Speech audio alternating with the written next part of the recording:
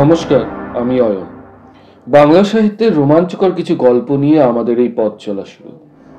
আজ কিশলয় ছোটবেলার সাথীর তরফ থেকে আপনাদের জন্য বিখ্যাত সাহিত্যিক গজেন্দ্র কুমার মিত্রের লেখা ভৌতিক গল্প নজর।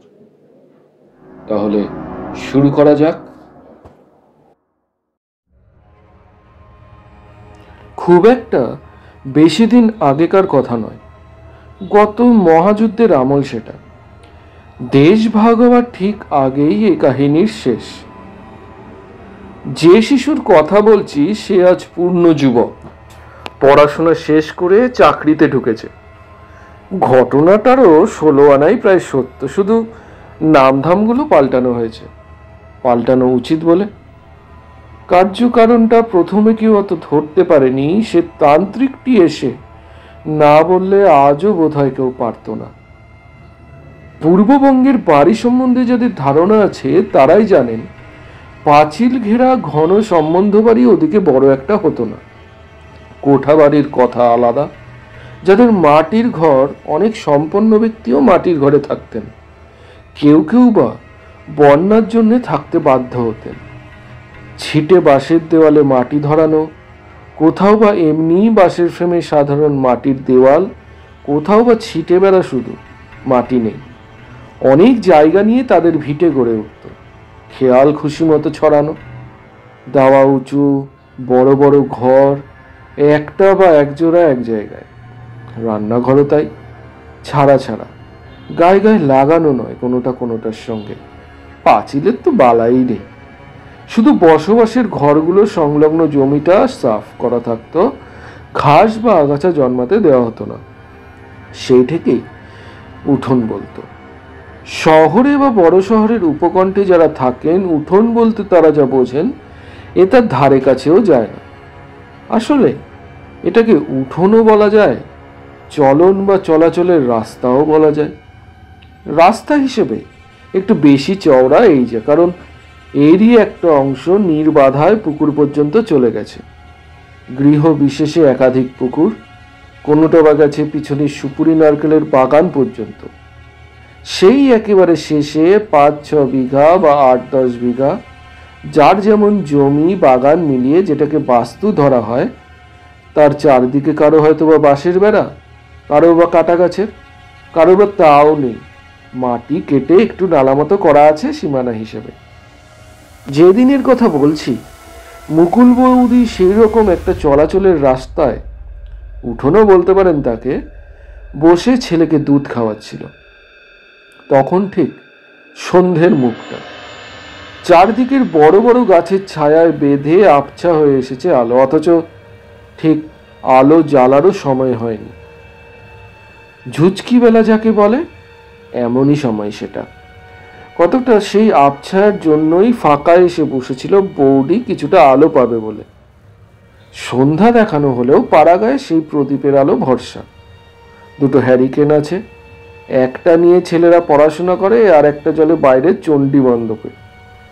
মুকুল বৌদির ভাসুর বসে হিসাবপত্র দেখেন, পাড়ার লোকজন এলে গল্পও করেন। তাছাড়া সন্ধ্যা দেওয়া হলে আবার কিছুক্ষণ অপেক্ষা করতে হয়, সে সন্ধেকালটা না কাটলে নাকি খাওয়াতে নেই। অথচ দেরিও হয়ে গেছে ঢের। কিষেন এসেছে অনেক দেরিতে, গায়ে ধুইতে ধুইতে সূর্য পাটে বসে গেছেন। ছেলেটা খিদে চেঁচাচ্ছে, তা সত্ত্বেও শাশুড়ি তিরস্কার করেছিলেন মুকুল বৌদিকে। ও কি গা বৌমা, এই রাক্ষসী বেলায় তুমি পথে বসে ছেলেটাকে দুধ খাওয়াচ্ছ? খোলা জায়গা, যাতায়াতের পথ, পথ নয় 4 রাস্তার মোড় বলাই উচিত। 4টে পথ 4 দিকে চলে গেছে, এ কি একটা বসার জায়গা হলো? এমন সময় কোনো খোলা জায়গাতে খাওয়াতে নেই, অগ্নি দেবতাদের নজর লাগে। অত গা করেনি মুকুল বৌদি। সত্যি কোনো বিপদ হতে পারে তা ভাবেনি, ভাবার কথাও নয়। এইসব ভয় থাকে মানুষের অল্প বয়সে, তবু তখনও কেউ ঠিক বিশ্বাস করতে পারে না। এইসবে বিশ্বাস আসে বেশি বয়সে, যৌবনের ভয় থাকে না, বিশ্বাসও থাকে না। সে বয়সে অপদেবতার অস্তিত্ব একটা পরিহাসের বিষয় মাত্র। এই ঘটনার কয়েকদিন পরে ছেলের সেদিন 1 বছর বয়স পূর্ণ হতে ঠিক 1টি দিন বাকি। মুকুল বৌদি ছেলেকে কোলে করে রাস্তায় এসে দাঁড়িয়েছিল। ঠিক দুপুরবেলা, চড়া রোদ, তবে বৌদি দাঁড়িয়েছিল একটা বড় কাঁঠাল গাছের ছায়ায়। কতটা কড়া রোদ বোঝা যাচ্ছিল না সেখানে। অবশ্য ছায়া না থাকলেই বা কি, রোদ থাকলেও দাঁড়াতে হতো।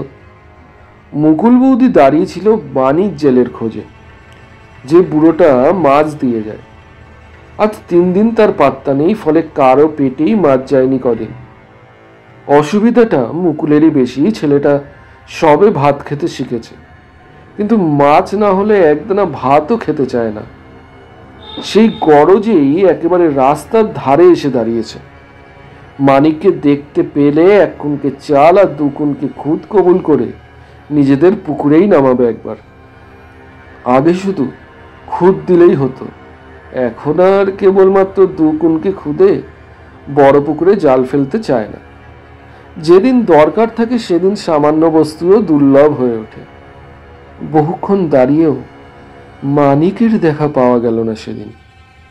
ফিরেই আসছে, হঠাৎ একটি মেয়ে ছেলে কোথা থেকে এসে প্রায় পথ জুড়ে দাঁড়িয়ে গেল। আহা, কাদের খোকা গা! বাহ, ভারী সুন্দর খোকা তো। তোমার বুঝি গা মা? এই প্রথম না আরো আছে? বাহ, বুক জুড়ানো ধন। খোকা বাবু, আমার সঙ্গে যাবে? পেট পুরো রসগোল্লা খাওয়াবো। বলতে বলতেই হাত বাড়িয়ে খোকাকে কোলে টেনে নিল সে। ইচ্ছে ছিল না মুকুল বৌদির, যার তার কোলে ছেলে দেওয়া পছন্দ করে না সে। সব মুখে দিয়ে মুখ চুমু খায়, বিশ্রী লাগে ওর। কিন্তু তখন সেই মুহূর্তে ঠিক বাধাও দিতে পারল না। স্বভাবতই ছেলে মেয়েকে সুন্দর বললে মা একটু গলে যায়, আর দিনে দুপুরে পাড়ার মধ্যে ছেলেকে একবার কোলে করবে, আপত্তিরই বা কিসের থাকার কথা। বরং না দেওয়াটাই অভদ্রতা দেখায়। কেন দিচ্ছি না মুখ ফুটে বলাও তো শক্ত। আর মেয়ে ছেলেটিও নেহাত খুব ছোট ঘরের কি ফিকিরি এমনও মনে হলো না। বাসি করা ফর্সা কাপড় পরনে, রংটা ময়লা হলেও চেহারায় বেশ একটা শ্রী আছে। ওর কলকাতার মাসিমা বলেন লাজ্জত। মুখটাও কেমন যেন চেনা চেনা লাগছে, কোথায় যেন এর আগে দেখেছে ওকে। সেক্ষেত্রেও যদি কিছু পরে মনে পড়ে যায় যে মেয়ে ছেলেটি ওদের জানাশোনা কিংবা দুঃসম্পর্কের আত্মীয় কেউ, তখন লজ্জার সীমা থাকবে না ছেলেকে কোলে দিতে অস্বীকার করলে। অবশ্য সে বেশিক্ষণ রইলও না, খানিকটা আদর করে চুমো খেয়ে আবার মায়ের কোলে ফিরিয়ে দিয়ে চলে গেল। সেই দিনই সন্ধ্যার সময় খোকার গা গরম হলো। রাত 10টা নাগাদ সে জ্বর উঠল 104 ডিগ্রিতে। গা পুড়ে যেতে লাগলো। ভয় পেয়ে রাত্রেই পাড়ার ডাক্তারকে ডেকে আনলেন যোগেশদা, কিন্তু তিনি কিছুই বুঝতে পারলেন না। সর্দি নেই, কাশি নেই, বুকে সর্দি বসা কি জল জমা কোনোটারই কোনো লক্ষণ পাওয়া যায় না। টাইফয়েড বা ওই জাতীয় কোনো জ্বর হলে সঙ্গে সঙ্গে এত জোর বাড়ে না। তবে এটা কিসের জ্বর? পিষিয়ে টিষিয়ে গিয়েছিল কোনো রকম? কোথাও কেটে কুটে যায়নি তো? অসহায়ভাবে এদেরই বারবার প্রশ্ন করেন ডাক্তারবাবু। জ্বর কিন্তু বেড়েই যাচ্ছে এদিকে। ভোরের দিকে সদরে লোক পাঠানো হলো হাসপাতালের বড় ডাক্তারের জন্য। সদর খুব বেশি দূরও নয়, মাইল 6, তবু খানিকটা নৌকার পথ। ইচ্ছে থাকলেও তাড়াতাড়ি যাওয়া যায় না, ফলে সেখানে পৌঁছে ডাক্তারবাবুকে ধরে নিয়ে আসতে আসতে দুপুর গড়িয়ে গেল। তখন আর ডাক্তারের কোনো প্রয়োজন ছিল না, তার অনেক আগেই ছেলেটি মারা গেছে। কিন্তু কি হয়েছিল, কিসে মারা গেল, এত জ্বরই বা হঠাৎ উঠলো কেন, এমন নীল হয়ে গেল কেন ছেলে, তাই বড় ডাক্তার বাবুও কিছু বুঝতে পারলেন না। এরপরেও যোগেশদার একটি ছেলেই হলো। এটি আরো সুন্দর দেখতে, আরো স্বাস্থ্যবান। এর যখন 11 মাস বয়স মুকুল বৌদিকে বাপের বাড়ি যেতে হয়েছিল, বাবার খুব অসুখ।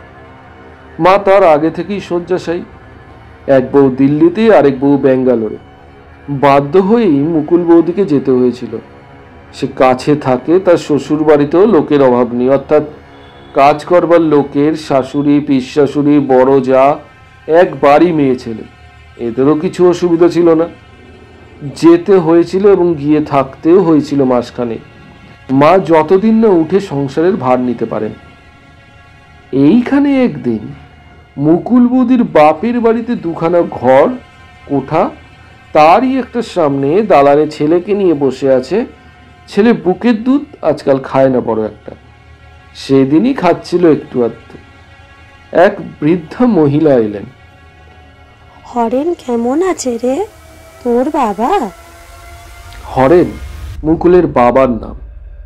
মুকুল চিনতে পারল না ঠিকই, কিন্তু চক্ষু লজ্জায় সেটা বলতেও পারল না। ইনি যে চেনেন, আর ভালো করেই চেনেন, তাতে কোনো সন্দেহ নেই। সেক্ষেত্রে একে চিনতে না পারাটা ওরই অপরাধ বলে বোধ হলো। বিশেষ একটু পরেই আবার যখন ওর মার নাম ধরে তত্ত্ব করলেন, তরু কোথায় গেছে? সে ভালো আছে তো? মা গোপাল মামাদের বাড়ি গেছেন একটু কাজে। আসুন, বসবেন না? না না, আমি যাই। এইটি বুঝি তোর খোকা? বাহ, বেশ খোকা। কি খোকা বাবু, তোমার নাম কি? মুকুলের কোলেই রইল ছেলে। উনি শুধু গাল টিপে চুমু খেয়ে আদর করে চলে গেলেন। মা ফিরে আসতে মুকুল বৌদি ওর কথা বলল, আবার ঘুম ভাঙতে তাকেও। দুজনের কেউই চিনতে পারলেন না ভদ্রমহিলাকে। এই গ্রামের তো কেউ নয়ই, কিন্তু অন্য গ্রামেরই বা কে এত পরিচিত? ওই বয়সী যত মহিলার কথা মনে হলো, খানিকটা মেলে, হয়তো পুরো কারোর সঙ্গে মেলে না। এর দিন 2 পরে এ ছেলেরও তেমনই জ্বর এলো, সেই প্রচণ্ড গা পুড়ে যাওয়া জ্বর। এ গ্রামে যিনি একমাত্র ডাক্তার, তাকে সেদিনই কি কারণে পাওয়া গেল না। সেই জায়গায় বড় কবিরাজকে ধরে নিয়ে এলেন হরেনবাবু। খুব বিখ্যাত কবিরাজ, বিস্তর নাম ডাক, রসসাগর উপাধি। তিনি হাসতে হাসতেই এসেছিলেন, কিন্তু ছেলের নাড়ি ধরতেই তার মুখ শুকিয়ে উঠল। তিনি হরেনবাবুকে বললেন, আমাদের শাস্ত্রে যেটুকু আছে আমি করছি, কিন্তু এর নারীর গতি আদৌ ভালো না। তোমাদের যাতে কোনো ক্ষোভ না থাকে সেইভাবে তোমরা চিকিৎসার ব্যবস্থা করো। অন্য কোনো ডাক্তার ডাকতে চাও তো ডাকতে পারো। যা করার সবই করা হলো। সন্ধে নাগাদ একজন কেন 2জন ডাক্তারই এলেন। যোগেশ দ্বারাও এসে পড়লেন, কিন্তু কিছুতেই কিছু হলো না। রাত 1টা নাগাদ এই ছেলেও মারা গেল। পরে হিসেব করে দেখা হয়েছিল, সেই দিনই ওর 1 বছর পূর্তির দিন, আর একটা দিন বেঁচে থাকলে জন্মদিন পেত। এর পরের ছেলে, অর্থাৎ যোগেশদার 3য় সন্তানটিও যখন এইভাবে ঠিক 1 বছরের হয়ে মারা গেল, তখন সকলেই চঞ্চল হয়ে উঠলেন। এতটা একেবারে কাকতালীয় হতে পারে না, অন্তত অনেকেরই তাই মনে হলো। ঠিক 1 বছর বয়স হলেই মরছে, আর একই ধরনের জ্বর, একই রকমের লক্ষণ। জ্বর হওয়ার ঠিক আগে একজন করে অচেনা লোক আদর করে যাচ্ছে। সবটাই স্বাভাবিক, দৈবের যোগাযোগ বলে মানতে চাইলেন না তারা। 3য় সন্তানটির বেলাও নাকি সেই জ্বর আসার আগের দিন যোগেশদা কোলে করে বেড়াতে বেরিয়েছিলেন। কে একটি অল্প বয়সী ফ্রক পরা মেয়ে পথের ধারে কোলে করে প্রচুর আদর করেছিল। অত অল্প বয়সের মেয়ে বলেই কোনো সন্দেহ হয়নি যোগেশদার, কিন্তু এখন প্যাটার্ন মিলে যাচ্ছে। মনে হচ্ছে সে একই ব্যাপার। এরপর যে কিছু একটা করা দরকার, সেই বিষয়ে কারো সন্দেহ রইল না। সকলেই নিজের নিজের বুদ্ধি ও অভিজ্ঞতা মতো উপদেশ দিতে লাগলেন। নানা ধরনের পরিকল্পনা অনেক সময় পরস্পর বিরোধীও হয়ে উঠতে লাগলো। শেষ পর্যন্ত কিন্তু যোগেশদার মামা কামিনী বাবুর পরামর্শটাই এদের সকলের মনে লাগলো। কামিনী বাবু জানালেন, ওদের গ্রাম থেকে 3খানা গ্রাম পরে এক তান্ত্রিক সাধক থাকেন, পিশাচ সিদ্ধ, খুব বড় সাধক নাকি। তাকে গিয়ে ধরলে এর প্রতিকার হতে পারে। তিনি নাকি প্রসন্ন হলে দিনকে রাত করে দিতে পারেন। এমন বহু লোকের বহু উপকারী করেছেন তিনি, জীবনও রক্ষা করেছেন। কামিনীবাবুর এক সম্বন্ধীকে ঘোর সর্বনাশ থেকে উদ্ধার করেছেন। তবে পয়সার লোভ দিকে কিছু করানো যাবে না, সে মানুষ নন। খেয়াল হলে করবেন, নয়তো একেবারে হাঁকিয়ে দেবেন। খেয়াল হলে নিজেই পয়সা চেয়ে নেবেন, নইলে সেদিকেও দিতে গেলে হয়তো লাথি মেরে বসবেন, দাঁত মুখে থুতু দিয়ে দেবেন। একবার চেষ্টা করে দেখা হোক তো অন্তত। যা মনে হচ্ছে সত্যি যদি তাই হয়, যদি কোনো অপদেবতারই ব্যাপার হয়, এটা ওর দ্বারাই একটা সুরাহা হবে। পরামর্শটা সকলেরই মনে লাগলো। কামিনীবাবু বলে দিলেন, পায়খানার কাপড়ে বা সম্ভব হলে আরো অসুচি অবস্থা তার কাছে যেতে হবে। ঘোর নোংরার মধ্যে বসবাস করেন তিনি, কিন্তু তার আগে ঘৃণা করা চলবে না, বা সে সম্বন্ধে কোনো মন্তব্য করাও না। স্থির হলো যোগেশদা, তার দাদা ক্ষিতীশবাবু আর কামিনীবাবু এই তিনজনে যাবেন সেখানে। দুর্গা বলে একদিন শেষ রাত্রে নৌকা করে রওনা দিলেন ওরা। যেখানে গিয়ে যাত্রা শেষ হলো, নদীর ধারেই একটা বিরাট পাকুড় গাছের দুটো মোটা শিকড়ের খাঁজে কোনো মতে আটকে থাকা একটা ভাঙা চালাঘর। এত আবর্জনায় পূর্ণ যে দূর থেকেই তার দুর্গন্ধে দম বন্ধ হয়ে আসে। আর তেমনই সে লোকটিও, বড় বড় চুল, বাঘের মতো নখ, বোধহয় বছর 10-12 চান করেননি। পরনের কাপড় জামাও তথই বচ। রাস্তায় যেসব পাগল ঘুরে বেড়ায় তাদের মতোই গায়ে পুরু হয়ে ময়লা জমে আছে। সবটা জড়িয়ে এমন একটা বদগন্ধ যে কাছে যায় কার সাধ্য। তবু যেতে হলো, প্রণামও করতে হলো। কে জানে কেন তিনি অতি সহজেই প্রসন্ন হলেন। সব শুনে বললেন, তোরা যা গিয়া, আমি যাইতাছি। শ্যামবাটারে না দেখা কিছু বলন যাইব না। এরা রাহা খরচ বাবদ কিছু দিতে গেলে হুঙ্কার দিয়ে উঠলেন একটা। আশ্চর্য এই, এতটা দূরের পথ নৌকা করে যখন ফিরে এলেন ওরা, তখন সন্ধ্যা হয়, কিন্তু বাড়ি ঢোকার মুখেই যার সঙ্গে দেখা হলো সে সেই তান্ত্রিক সাধু ঘোষাল মশাই। বিড়বিড় করে বকতে বকতে আর কি যেন বাতাসে শুকতে শুকতে যোগেশ দাদের বাড়িতেই ঢুকছেন। চোকাচোকি হতে এদের বিস্ময় লক্ষ্য করে হা হা করে হেসে উঠলেন। হাসিটাও যেন ঠিক সাধারণ মানুষের হাসি নয়। সে হাসির শব্দে এদের সর্বাঙ্গ শিউরে গায়ে কাটা দিয়ে উঠল। গাছপালায় যেসব কাক পাখির দল রাত্রির মতো এসে আশ্রয় নিয়েছিল, তারাও ভয় পেয়ে আর্তনাদ করে উঠল। ঘোষাল মশাই সেই প্রায় অন্ধকারেই মুকুলকে ভালো করে তাকিয়ে তাকিয়ে দেখলেন। তারপর আশ্চর্য কোমল সুরে বললেন, মা, গুরুজন রাজা বলে তা শুনতে হয়। শাশুড়ি বারণ করেছিলেন, কথাটা উড়িয়ে দিয়েছিলে, মনে মনে হেসেও ছিলে। কিন্তু ওরা বহুদর্শী লোক, যা বলে তা ভেবে চিন্তেই বলে। সন্ধ্যাবেলা চলাচলের পথে বসে দুধ খাইয়েছিলে কেন? কোনো জায়গা পাওনি? সকলেই চমকে উঠল। কথাটা অনেকেই জানতো না, যারা জানতো তাদেরও মনে ছিল না। শুধু সেই সামান্য একটি তুচ্ছ ভুলের যে এত দূর পরিণাম হতে পারে তা বোধহয় মুকুলের শাশুড়িও ভাবেননি। মুকুল বৌদি তো ভয়ে বিবর্ণ হয়ে উঠল। ভয়ে, দুঃখে, অনুতাপে দেখতে দেখতে তার কপালে বড় বড় ফোঁটায় ঘাম দেখা দিল। গলার কাছে কান্না ঠেলে উঠতে লাগলো। যোগেশ্বর মাই প্রথম কথা কইলেন, তারও গলায় কান্না। বললেন, তাহলে কি হবে বাবা? আমার বৌমার কোনো ছেলে বাঁচবে না? বললো বাঁচবে না? সপ্তাহে কথার ডগ কাটিস কেন মাগি? বাঁচবে না তো আমি আছি কি করতে? সব ঠিক করে দেবো। এই তো আবার সামনে ছেলে মেয়ে আসছে ওর। ও বাঁচবে, ওর আরো ছেলে মেয়ে হবে, সব বাঁচবে। তবে যা বলে যাচ্ছি ঠিক মতো তাই শুনতে হবে।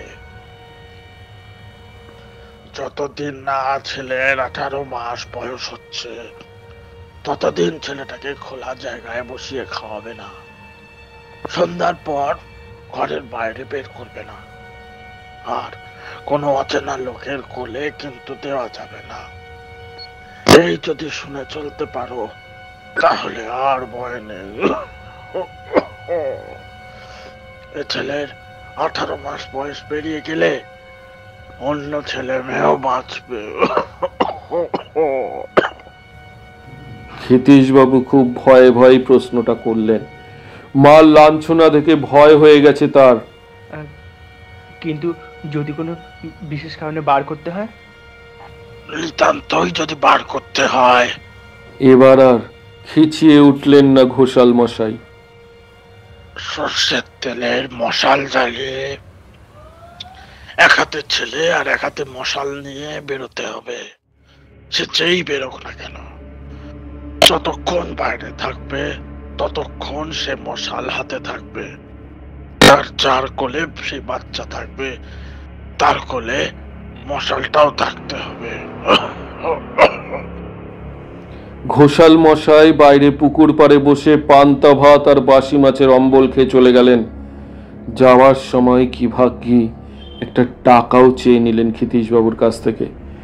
যোগেশদা তাড়াতাড়ি 5টা টাকা বার করে দিতে গিয়েছিলেন, তাকে কুৎসিত কটু ভাষায় গালাগালি দিয়ে উঠলেন। যোগেশদার সামনে থেকে পালাতে পথ পান না। ঘোষাল মশাইয়ের প্রথম কথাটা অচিরেই ফলে গেল অবশ্য। একটি ছেলেই হলো আবার মুকুল বৌদির, আগের মতোই সুন্দর ফুটফুটে ছেলে। তবে তাতে চিন্তা আরো বেড়েই গেল। ঠিক নিশ্চিন্ত হতে পারল না কেউ। ঘোষাল মশাইয়ের আশ্বাসবাণী যে সত্য হবে তা এখনো প্রমাণিত হয়নি। ছেলে এর আগেও হয়েছে সুশ্রী স্বাস্থ্যবান, 3বারই হয়েছে। 1 বছর করে বেঁচেওছে, কিন্তু রাখতে পারা যায়নি। এবার কি থাকবে? সত্যি কি ঘোষাল মশাইয়ের কোনো শক্তি আছে? জন্মদিন যত কাছে আসে ততই যেন কণ্টক সজ্জা বোধ হয় সকলের। মা, বাবা, ঠাকুমার তো বটেই, জ্যাঠা জেঠিদেরও কম নয়। বারবার এই বিশ্রী কাণ্ড হয়ে যাচ্ছে, কারোরই ভালো লাগছে না সেটা। কিন্তু ঘোষাল মশাইয়ের প্রভাবেই হোক আর সাবধানে থাকার জন্যই হোক, উৎকণ্ঠ রুদ্ধ নিঃশ্বাস প্রতীক্ষার মধ্যে দিয়ে এক সময় 1 বৎসর পূর্ণ হয়ে গেল খোকার। তাও যেন বিশ্বাস হতে চায় না। সবাই বারবার হিসেব করছেন, পাজি ক্যালেন্ডারের সঙ্গে মিলিয়ে দেখছেন, তবুও দুর্ভাগ্য যে সত্যিই কাটলো। 1 বছর যে ভালোই ভালোই পার হয়ে গেল এই কথা ভাবতে পারেন না আর। সেই কারণেই আরো 2-3টে দিন ছটফট করলো সবাই। আশা ও আশঙ্কায় নিদারুণ সংশয়ের মধ্যেই তারপর একটু একটু করে যেন নিঃশ্বাস পড়ল সকলের। আবার সহজ হতে শুরু করলেন সবাই। অবশ্য ফাঁড়া একেবারে কাটেনি, এটাও ঠিক। ঘোষাল মশাই 18 মাস বা 1.5 বছর সময় বেঁধে দিয়েছেন। ওই সময় পর্যন্ত সাবধানে থাকার নির্দেশ আছে। তবু আসল সেই ভয়ঙ্কর 1 বছরের সীমানা তো পেরিয়ে আসতে পারা গেছে, এই তো ঢের। অনেক দিন পরে আবার এবারের মেয়েদের মুখে হাসি ফুটল। এই 1টা বছর খুবই সাবধানে ছিলেন এরা। মধ্যে একবার রাত্রে বার করতে হয়েছিল খোকাকে। মুকুল তখন বাপের বাড়িতে। হঠাৎ এদের এক জ্যাঠা এসে পড়লেন, মানে যোগেশ দাদের জ্যাঠা। ভারত ছাড়ো আন্দোলনে জেলে গিয়েছিলেন, দীর্ঘকাল পরে ছাড়া পেয়ে একবার এদের সঙ্গে দেখা করতে এসেছেন। সেদিনই ভোর রাত্রে রওনা হতে হবে অবিলম্বে হাসপাতালে। ভর্তি হওয়া দরকার। গুরুতরভাবে পীড়িত, একদিন দেরি হওয়া মানেও মৃত্যুর দিকে 1 পা বেশি এগিয়ে যাওয়া। সুতরাং তাকে নিয়ে যাওয়া যায়নি অত দূর। রাত পোহানো পর্যন্ত অপেক্ষাও করা যায়নি, খোকাকেই আনতে হয়েছিল। দূর বেশি নয়, মাত্র মাইল 4 ব্যবধান। তবু দেরি লাগে একটু। খানিকটা পথ নৌকোয়, খানিকটা হেঁটে আসতে হয়, কিংবা গরুর গাড়িতে। সেই সমস্ত পথই হরেনবাবু এক হাতে নাতিকে আর এক হাতে মশাল নিয়ে এসেছেন, কারুর হাতেই দেননি। ফলে এখানে এসে যখন পৌঁছলেন কোনো হাতই আর নাড়বার ক্ষমতা নেই। 3 দিন ধরে শেক মালিশ দিয়ে তবে সার ফিরিয়ে আনতে হয়েছিল। এইভাবেই হুঁশিয়ার থাকতে হবে। নিয়ম কানুন সতর্কতা একটু শিথিল করা যাবে না, সে সম্বন্ধে সকলেই সচেতন। কারোরই দ্বিমত নেই। পরস্পরকে বলেওছেন বারবার, তবু কবে এবং কখন যে সে সতর্কতা শিথিল হয়ে এসেছে একটু তা কেউই টের পাননি। এমনকি যার সবচেয়ে সজাগ থাকার কথা সেই মুকুলও যে কখন নিজের অগোচরেই একটু ঢিল দিয়েছে আগের সেই সদা সতর্কতায়, তা সেও বুঝতে পারেনি। আর তার ফলেই সেদিন একটা অঘটন ঘটে গেল। কালটা পূর্বাহ্ন বেলা 9টা 9:30 হবে, বাড়িতে লোকজনও বিস্তর, আর সেই জন্যই কারো খেয়াল হয়নি কথাটা।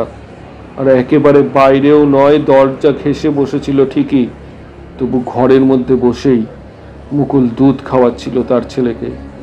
1 বছরের হলেও এখনো ঝিনুকে দুধ খায় খোকা, গ্লাসে বা বাটিতে চুমুক দিতে শেখেনি।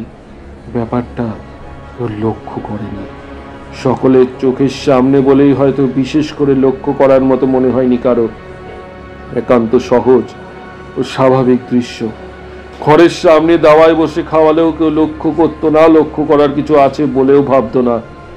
সেই জন্যই বুড়িটা কখন এসে দাঁড়িয়েছে এবং এক দৃষ্টে চেয়ে আছে ছেলেটার দিকে, তাও কেউ অত লক্ষ্য করেনি।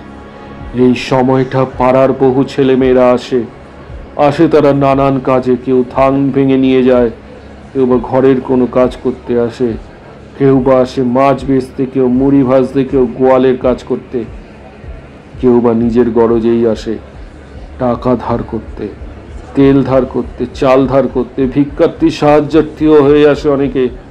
তাছাড়া অনেকেরই এটা যাতায়াতের পথ। এদের বড় পুকুরে স্নান করতে আসে অনেকেই, পুকুর পাড় থেকে শাক তুলতেও।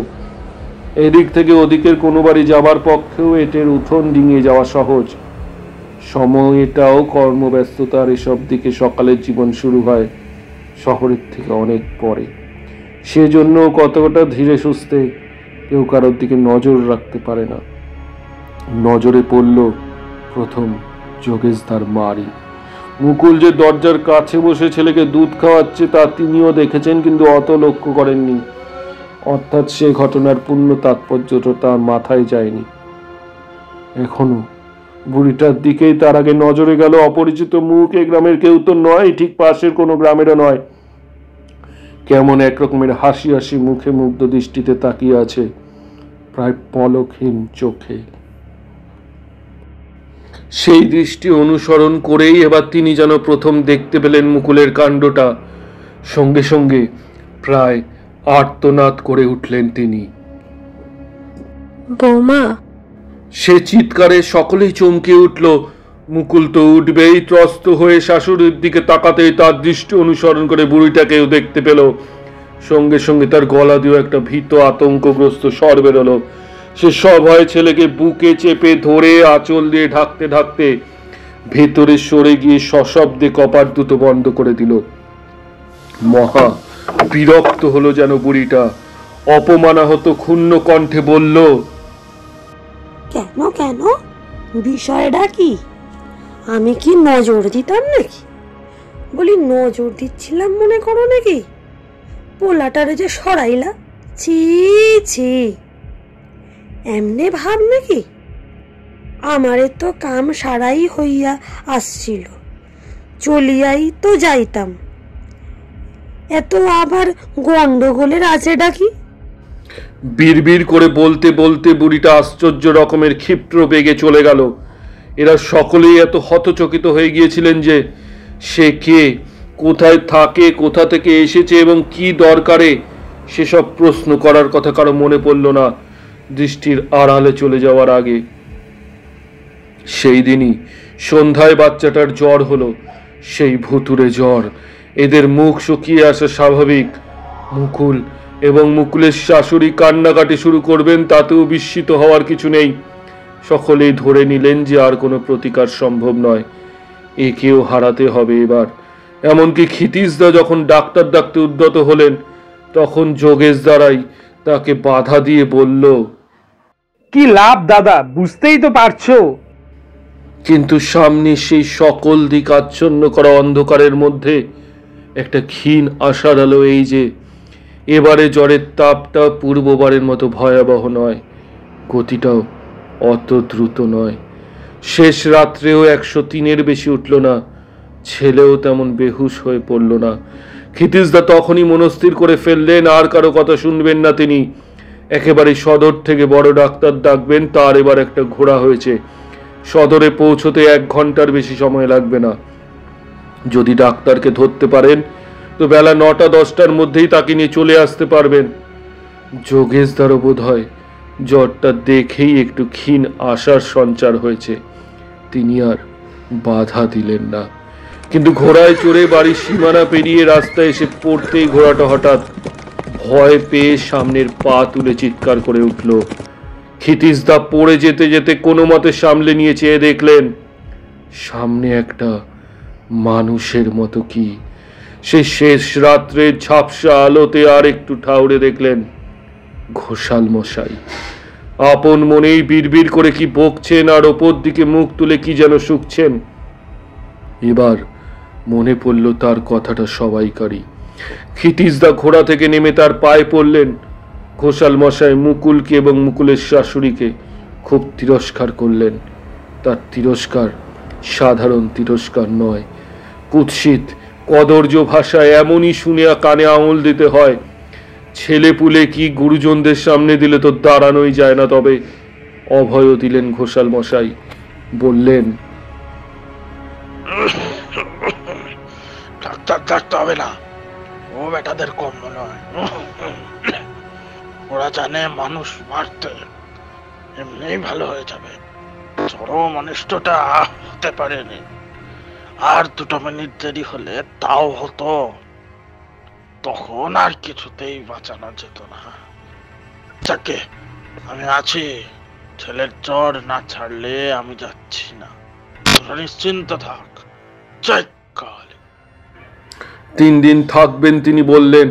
কোথায় থাকবেন, কি খাবেন সে সম্বন্ধে স্পষ্ট নির্দেশ দিয়ে দিলেন।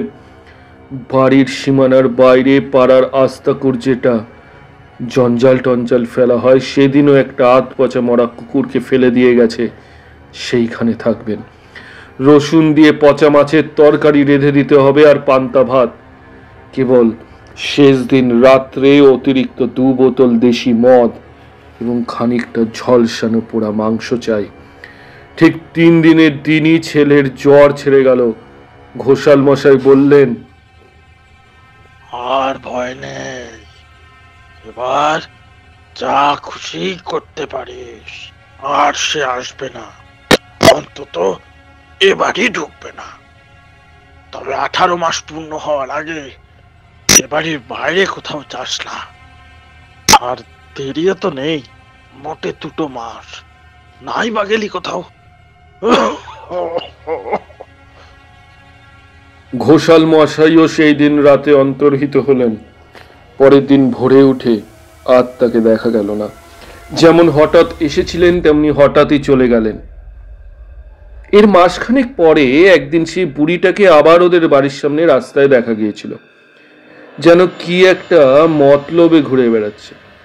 ভেতরে ঢোকারই ইচ্ছে, কিন্তু ঠিক ঢুকতে সাহস করছে না। ভাবভঙ্গি কতটা সেরকমই। যোগেশদার মাই প্রথম দেখতে পান, তাকে চিনতেও পারেন সঙ্গে সঙ্গে। তিনিই চিৎকার করে ছেলেকে ডাকেন। চিৎকারে যোগেশদা ক্ষিতিশদা দুজনেই ছুটে আসে। সেদিন বাড়িতে অনেক এসে পড়েছিল। ক্ষিতিশদার ভাগ্নেরা, কামিনী মামার ছেলেরা, বিস্তর ছোকরা, তারাও হৈ হৈ করে বেরিয়ে পড়ল। এরা কেউই চিনত না বুড়িকে, কিন্তু ব্যাপারটা শুনেছিল যোগেশদা। সেদিন দেখেছিল, আজও চিনতে পেরেছে। মা এদের কাছে পরিচয়টা দিতে দিতে সে রাস্তায় বেরিয়ে ছুটতে লাগলো বুড়িটার পিছনে। বহুদিনের নিরুদ্ধ উষ্মাতার স্ত্রী হত্যা হয় হোক, ডাইনিটাকে নিজে হাতে পুড়িয়ে মারবে সে। ততক্ষণে ছেলের দলও বেরিয়ে এসেছে। সবাই মিলেই ছুটতে শুরু করলো। বুড়িও ব্যাপারটা বুঝে ছুটতে শুরু করেছে আগেই। তবে তা নিয়ে ওরা কেউ মাথা ঘামায়নি অত। একে মেয়ে ছেলে, তাই বুড়ো মানুষ, কতক্ষণ পারবে ওদের সঙ্গে ছুটতে? কিন্তু আশ্চর্য এই, এরা সকলেই অল্প বয়সী। গ্রামের ছেলে, খেলাধুলোও করে সকলে, ছোটা প্রত্যেকেরই অভ্যাস আছে এদের। তবু বুড়িটাকে ধরতে পারল না ওরা। ওরা যত জোর দেয় বুড়িও তত জোরে দৌড়ায়। ছুটতে ছুটতে ক্রমশ গ্রামের সীমানায় এসে পড়ল। সামনে দিগন্ত বিস্তৃত মাঠ, ধানের ক্ষেত। অবশ্য তখন ধান কাটা হয়ে গেছে, তবুও দৌড়তে অসুবিধে হয় বই কি। সে অসুবিধে দুপক্ষেরই হবার কথা, কিন্তু এই সময় একটা অদ্ভুত কাণ্ড ঘটল। মাঠের মাঝামাঝি একটা গাছ ছিল, সম্ভবত শিমুল গাছ, বিরাট বহুদিনের গাছ। বুড়িটা সেইখানে গিয়ে হঠাৎ সেই প্রকাশ্য দিবালোকে সকলের সামনে চোখের নিমেষে মিলিয়ে গেল। আগের মুহূর্তেও সকলে দেখেছে বুড়িটাকে সেই গাছটা দুহাতে জড়িয়ে ধরতে, পর মুহূর্তেই আর কোনো চিহ্ন দেখতে পেল না তার। ভয় হবারই কথা, ভয় হলেও যতই দিনের আলো হোক আর দল বেঁধে থাক, এমন অলৌকিক অবিশ্বাস্য কাণ্ড দেখলে কার না ভয় হয়। সকলেরই গাটা টোল দিয়ে উঠল একবার। মুখ শুকিয়ে গেল, কিন্তু যোগেশ দাও প্রতিহিংসা স্থির প্রতিজ্ঞ। সে বলল, এই আমি এখানে আছি, তোরাও দুজন থাক, বাকি সব বাড়ি গিয়ে কিছু কাঠ খড় আর তেল নিয়ে আয়, গাছটাকে পুড়িয়ে দেব। সেই মতোই ব্যবস্থা হলো। চারিদিকে কাঠখড় সাজিয়ে তেল ঢেলে আগুন লাগিয়ে দেওয়া হলো। বিপুল অগ্নিশিখা উঠল গাছটার চারিদিক বেয়ে। সে আগুন আর ধোঁয়া দূর দূরান্তের গ্রাম থেকেও দেখা গেল। শয় শয় লোক ছুটে এলো ব্যাপার কি দেখার জন্য।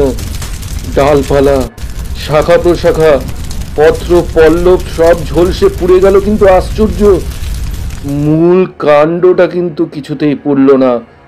বহু চেষ্টা করেও, সন্ধ্যা পর্যন্ত চেষ্টা করে যোগেশদাকেও হাল ছাড়তে হলো। শেষ অবধি ছালগুলো পুড়ে সাদা ছাই হয়ে গেল।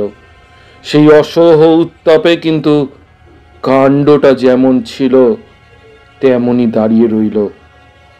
আজও সেটি নাকি আছে, তেমনই খাড়া দাঁড়িয়ে আছে। সেদিনও একদল এসেছে দেশ থেকে, পাকিস্তান হবারও বেশ কয়েক বছর পরে।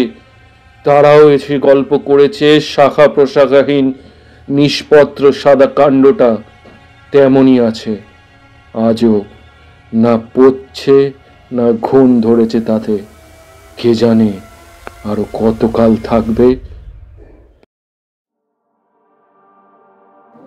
শুনছিলেন নজর, রচনা গজেন্দ্র কুমার মিত্র, গল্প পাঠে এবং কথকের ভূমিকায় আমি অয়ন, মুকুল বৌদির ভূমিকায় শ্রেয়সী, মুকুলের শাশুড়ির ভূমিকায় মৌসুমী, ঘোষাল মশাইয়ের ভূমিকায় ঋতব্রত, বৃদ্ধ মহিলার ভূমিকায় বর্ণিতা, যোগেশের ভূমিকায় অঙ্কিত, ডাক্তারের ভূমিকায় অয়ন, কামিনী বাবুর ভূমিকায় দীপঙ্কর, ক্ষিতীশের ভূমিকায় উজ্জ্বল। শব্দগ্রহণ, সঙ্গীত সংযোজন, এডিটিংয়ে অয়ন। পোস্টার গুগল কর্তৃক গৃহীত। নির্দেশনায় টিম কিশোরয়। নিজেদের গল্প পাঠান ডেসক্রিপশনে দেওয়া আমাদের মেল আইডিতে। আমাদের সাথে জুড়ে থাকুন ফেসবুক এবং ইনস্টাগ্রামেও, লিংক ডেসক্রিপশনে। ধন্যবাদ, সাথে থাকবেন। আরও অনেক রহস্য, ভৌতিক, কৌতুক, অলৌকিক গল্প আপনাদের আমরা শোনাবার জন্য প্রস্তুত। দেখা হবে আগামী গল্পে। আজকের মতো বিদায়।